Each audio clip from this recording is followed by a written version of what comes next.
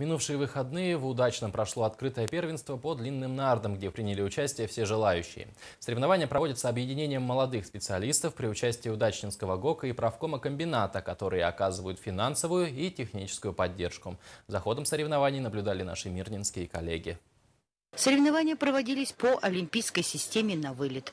Матчи играются до 3 очков. Организаторы всегда оставляют за собой право изменить систему, о чем обязаны известить участников перед началом жеребьевки. Мы видим, что принимают здесь все возраста участие в этом соревновании. И приятно, что вот, несмотря на мороз, несмотря на то, что вот сегодня такая прохладная погода, больше 70 участников сегодня собралось здесь для участия. Ну, самое главное – это участие. Доска для игры в нарды содержит 24 пункта. Нижняя правая часть – ваш дом, верхняя левая – дом противника. Помимо треугольников по краям доски существуют дворы, место для выкидывания фишек. А в центре доски есть бар, перегородка. Цель игры, передвигая фишки как можно быстрее, выстроить их и затем вывести из игры.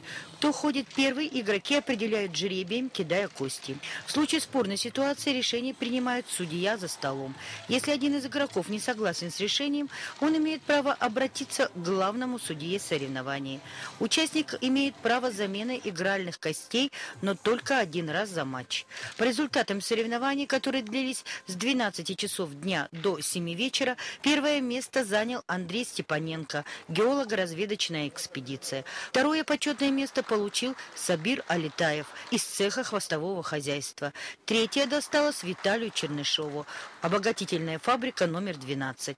За лучшую доску ценный приз был вручен Татьяне Рысятовой. Финансовую и техническую поддержку в проведении подобного рода мероприятий предоставил Удачнинский ГОК и правком комбината.